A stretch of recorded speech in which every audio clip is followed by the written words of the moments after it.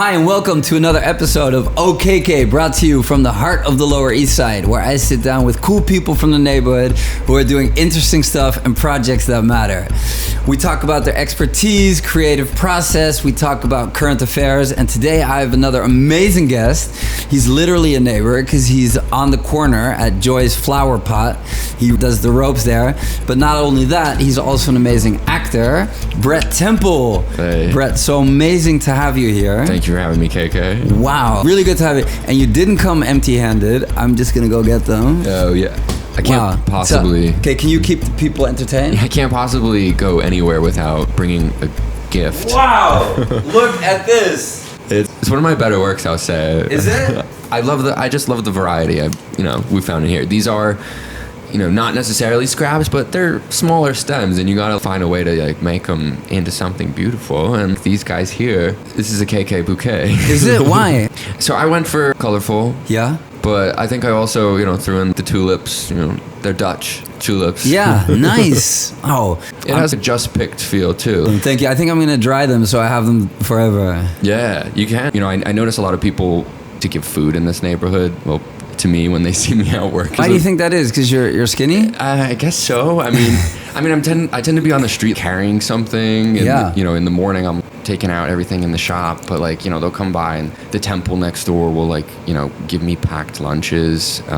Just sweet gestures that and then they get to know me and call me different names all the time. Usually it's just boy. But Jay. Yeah, Jay. Yeah. Billette, everyone's come over here. But I also like to help people too, so I will help them out in return. I carry some boxes to printing shop around the corner. But yeah, that's the old school here, the real people, and then the new people come in too that are, I love when it's almost like, international travelers or someone visiting the area and they're like, this exists? This looks like something out of a movie.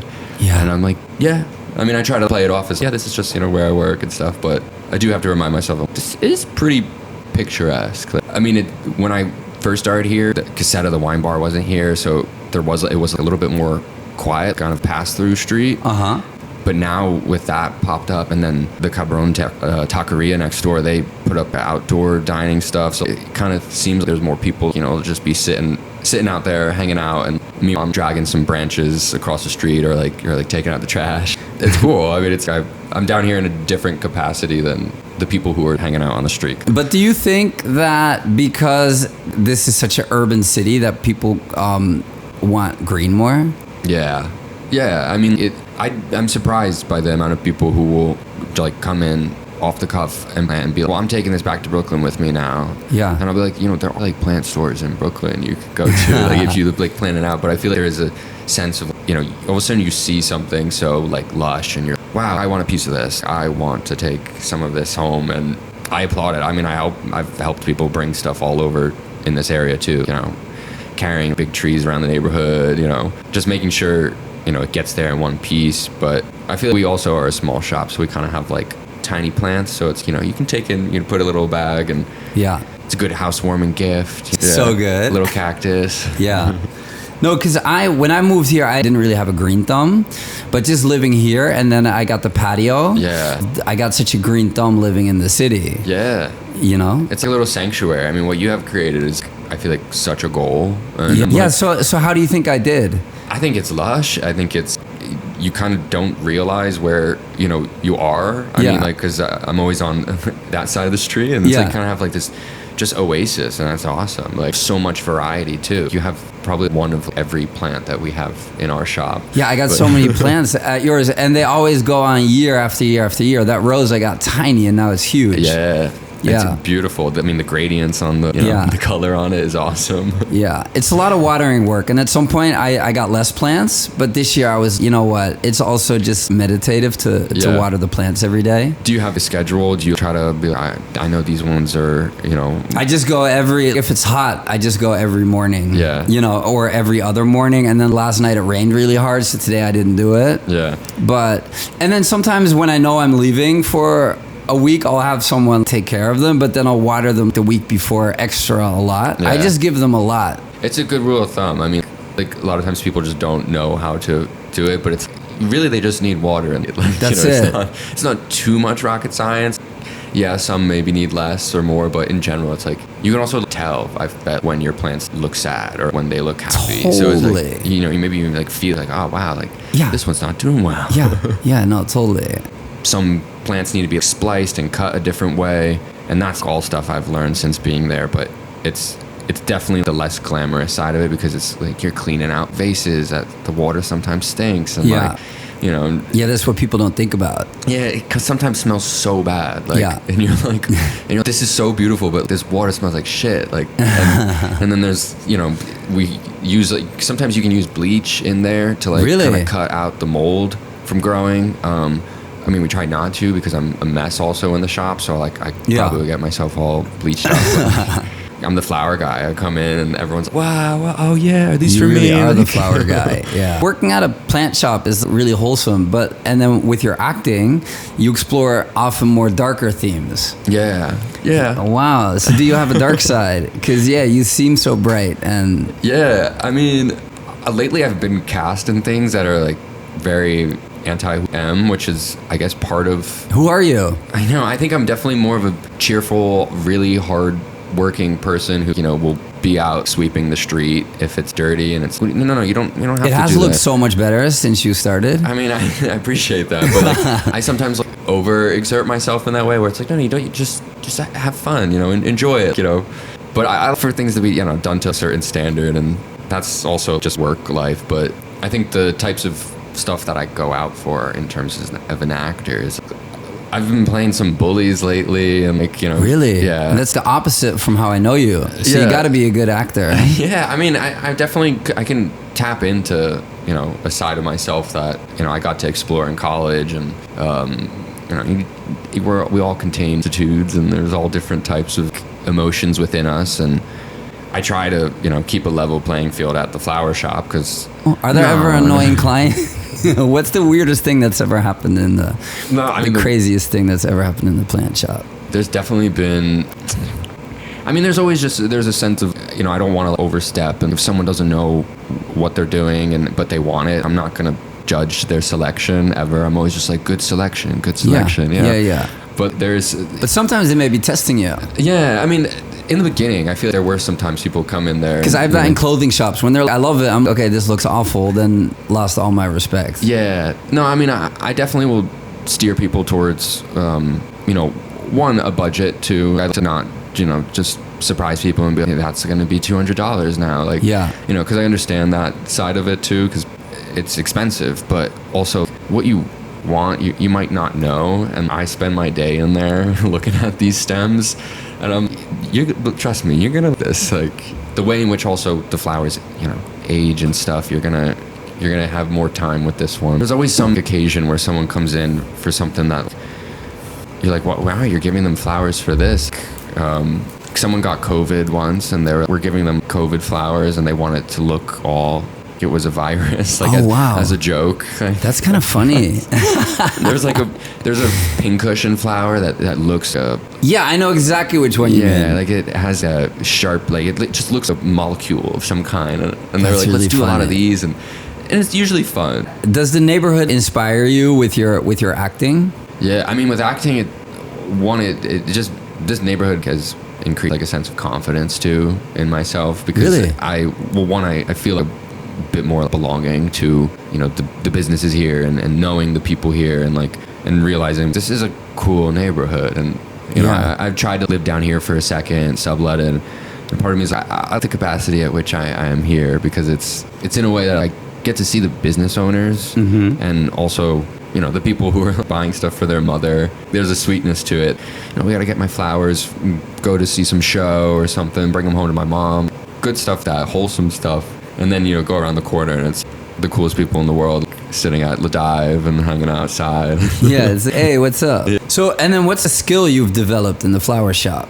I think for me it's the dexterity of putting these things together. I'm really fast now, which is like I pride myself on that, putting it together. It's I want to make sure it's done right, but you gotta hold it a certain way, and I think also just the way in which my eyes changed by looking at just staring at your flowers for they so were first long. they were first brown and now they're blue. It's reflecting all the colors that, you know, I see. I mean, there's so much in that shot, but yeah, I kind of just somehow or other have made some really cool stuff from it, and there's you know, I'm able to like share that now with like friends in different capacities, like in terms of set designing. Cool. My friend wanted to do something for her short film premiere, and like I was like, let's install the space with plants and let's build it out. It's an extension of the film, and I just know that, you know, there's techniques and there's, you know, equipment that can be used to, if you want to make something look, you know, transform a lush environment.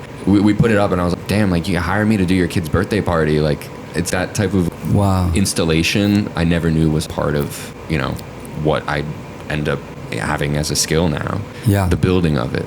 Damn. So you're so bright and light, right? But then you say you sometimes do bully roles. So what's your creative process with acting? How do you turn into a different person?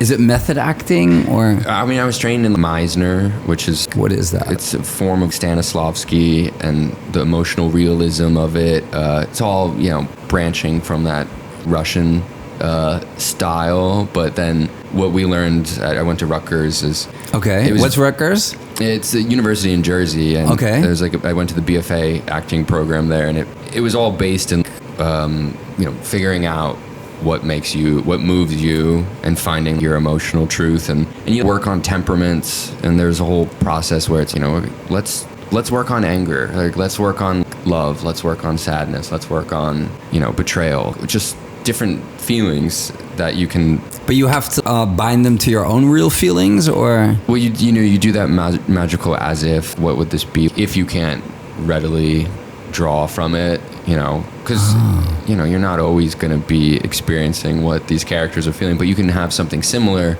and then there is that, yeah, it's like that magical, like somehow or other it just clicks, or it doesn't. Sometimes there are things that are harder. I've found though that happiness and joy, I mean, back in the day, Joy's flower pot was a hard temperament, was a hard emotion to work on, because, you know, like, yeah, I feel like joy is such a spur of the moment thing. And all of a sudden you're like, you know, I think a lot of people don't walk around the city just always, wow, like I love life, look how beautiful everything is. I feel there's a certain, you know, kind of coldness and meditated, you know, you're stepping on the subway, who knows what's going to happen, you know, you just stay focused, whereas that here in the city, yeah, that kind of, you're not as open, or I found. And interesting. So do you ever have days that you walk around them? Because I do have that.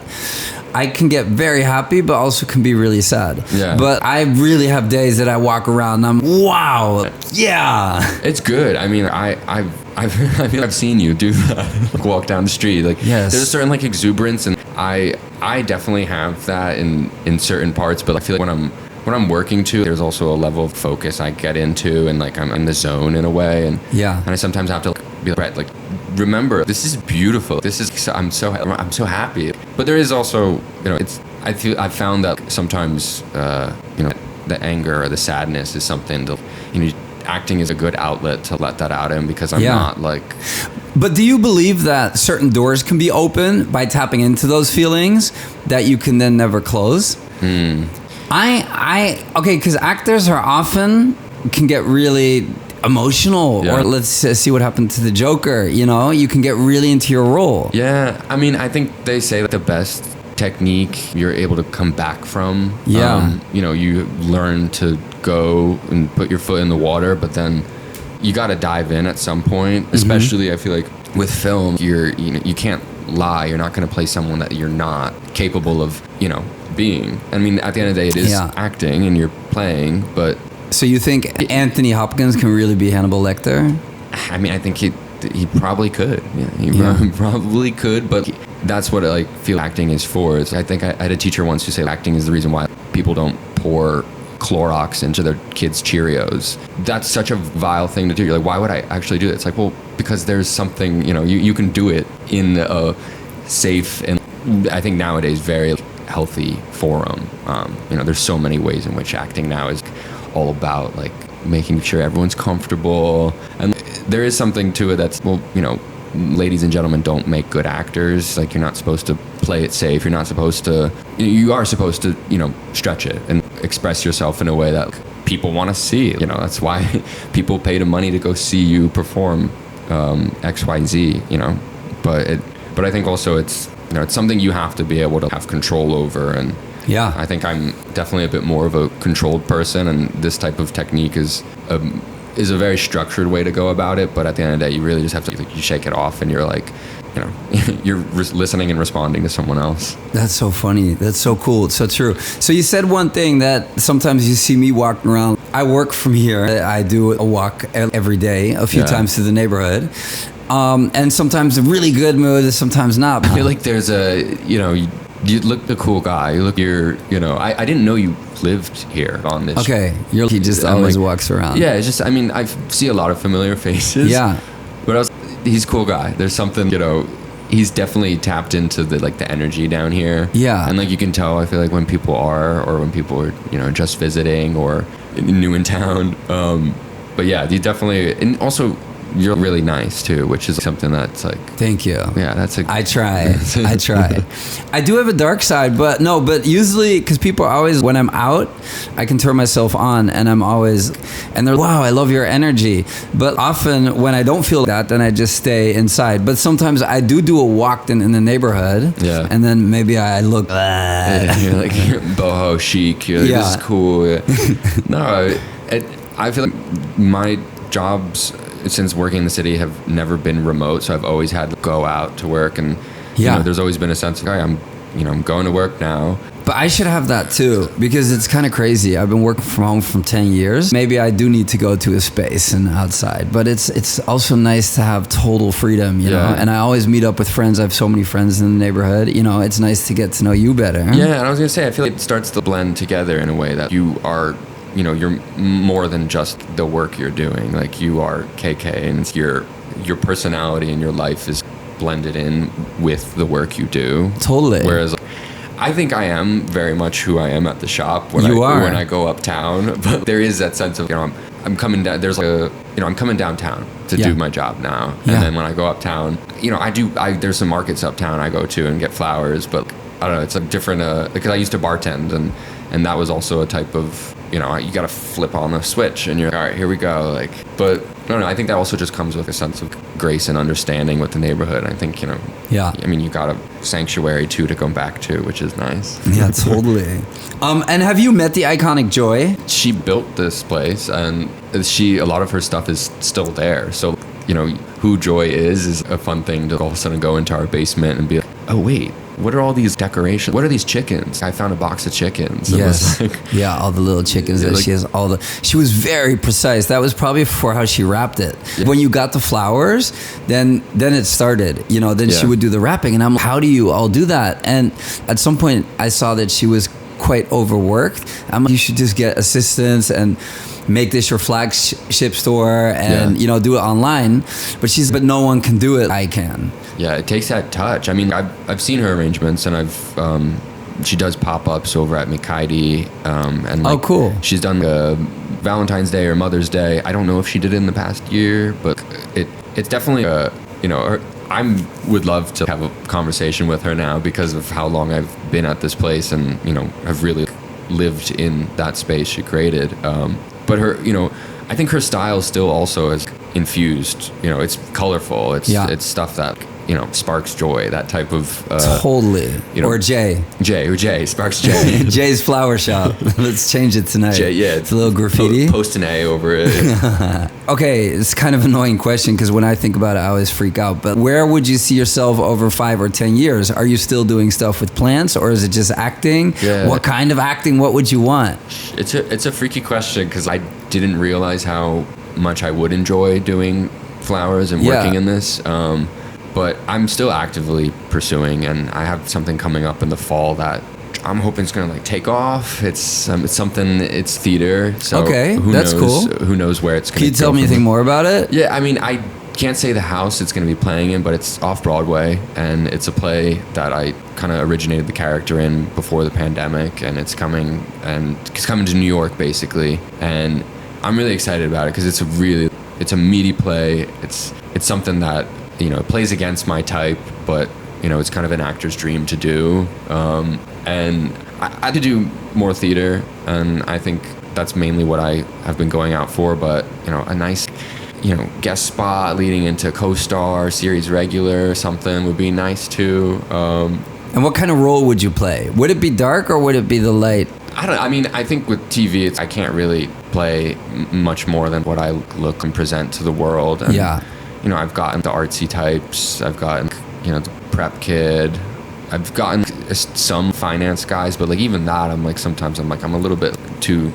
I see a whole series around the flower shop. That's what I mean. That I think should happen at some point, because there's something there that even I, as a creator, have wanted to express in a way that, like, you get a documentary film crew in there and just listen into the conversations that are being had. It's profound, I think. I mean, what's cool about it? We were talking about the origin of language yesterday, and I started with my coworker Saya really deep diving into how humans started talking, and that's cool. You have to, at some point, the conversation flowing when you're in there, because you just get into a zone and you're cutting stems and making bouquets, but it's really interesting, because then all of a sudden that gets shaken up because someone comes in and they're like, I'm running late, like I'm going on a date, and then it's, oh, okay, cool.